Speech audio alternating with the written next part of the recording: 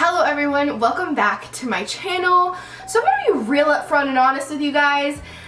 I'm about to do a review and it's pretty much gonna be like the 99-cent dollar store version of a review.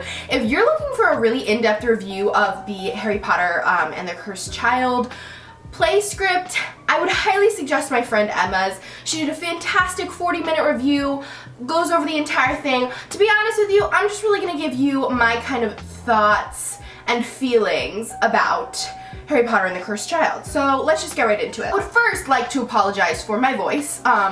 Sickness has riddled me completely. Useless, okay? But anyways, we're gonna be talking about Harry Potter and the Cursed Child today. So I just finished it. If you didn't know, if you're new to my channel, Harry Potter, I am a Harry Potter bandwagon fan, read it in the 5th and 6th grade, loved them all, loved the movies, dressed up like them, did it all, really, just did it all. So when this was announced, I was so excited. Probably my most anticipated release of the entire year. So I really want to talk about, if you haven't heard the premise of The Cursed Child, essentially it is a script written by a man named Jack Thorne, overseen by J.K. Rowling. It is a play that's currently going on in London. There will be spoilers in this review, so if you're worried about that, I would just click off. And I'm not going to be announcing them, I'm kind of just going to be talking here, so let's just get right into it. First things I want to say is, as far as the book goes, I don't know if you guys have ever watched Arrested Development. It's one of my all-time favorite TV shows. So Arrested Development aired for the first, I believe, 8 seasons on TV. And then it was reprised by Netflix. It was bought out by Netflix as a franchise and then they redid it.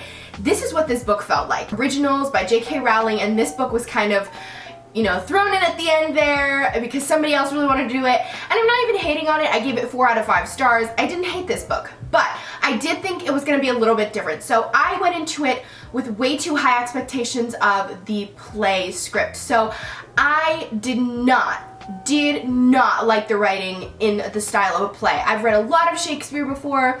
I've read, you know, plays before. It's not that. I think really with just the fast pacing, I really did not like the timeline of this book. When we get to the beginning, we see Albus get to Hogwarts.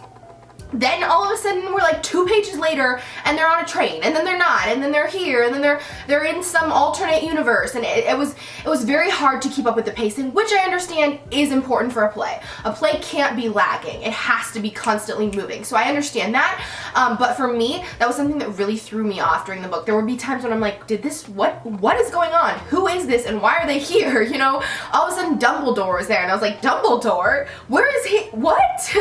And it was just like, it moved so quickly in so many different directions that I felt like I couldn't keep up at some points. Now, what I will say, I really enjoyed the characters in this book, new and old. I did feel like, for the most part, everyone that was brought back in this novel was the exact same as they were in the previous books. It wasn't like there was some dramatic character shift and all this stuff. Everybody was pretty much the same. I really loved Scorpius. I didn't like Albus very much. Albus was kind of like a teenage angsty like version of Harry Potter, and I just was not down for it at first. By the end I was kind of on board, but at first he was just too much for me.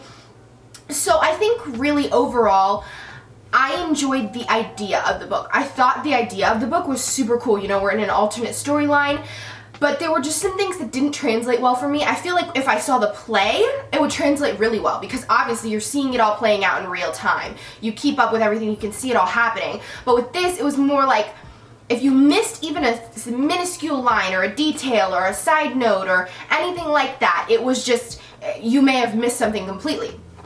So that was always, you know, in the back of my mind. As far as part of the Harry Potter franchise, how do I feel like this held up? Not a Harry Potter book. Like, I'm just gonna be real frank, real honest with you guys.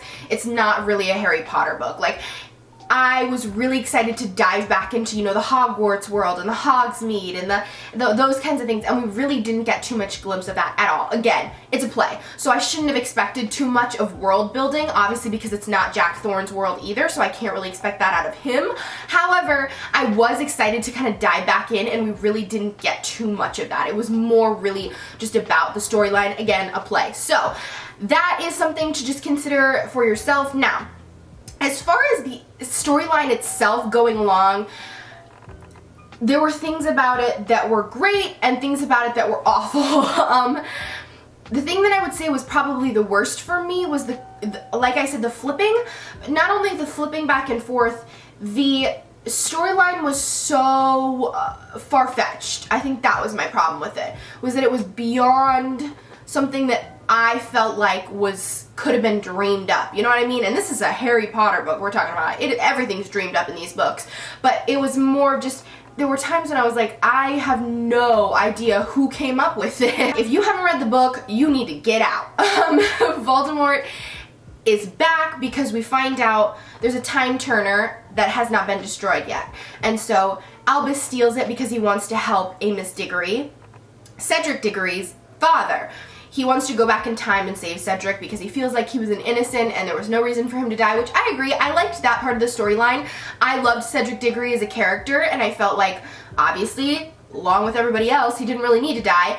But, so when they do that, they go back in time, but when they go back in time, it messes up the current parallels, so they end up getting stuck in a different parallel, and then they go into another parallel where Voldemort won the Battle of Hogwarts and Harry died.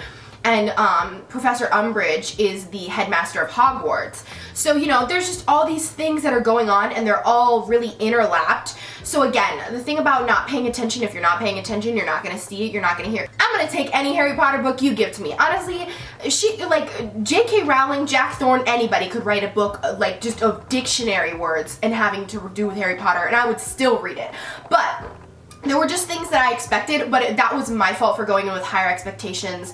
Also with like the play thing, that was my fault for assuming that it would be written like an actual book, duh. But overall, how do I feel about this book? I feel like it was good. I don't feel like it was bad, a disappointment. It's just not a Harry Potter book. It's not the same thing as what we're used to, and that's okay. Sometimes change is good, and I'm anxious to see the play. I want to see it very badly. I know that it's in London right now, and it's going to be going to New York. Obviously, once it comes off Broadway, it'll be going on a toury thing, so maybe it'll come near here. I can only hope. So yeah, overall, really loved the new characters. Part of the storyline really was interesting to me, and I thought it was cool getting to go back into this world one last time, because I know we're not going to get it anymore, which was sad, you know? Ending this book was sad because it's like, it is the end, you know? We thought before it was the end, and then it was like, no, it's not the end! And then J.K. Rowling officially confirmed, you know, this is it. And you know, I don't blame her. Every artist and every author at some point has to end their legacy. Or finished it in a couple days, and go get your hands on it if you haven't already. Thank you guys so much for watching, and I will see you back here later.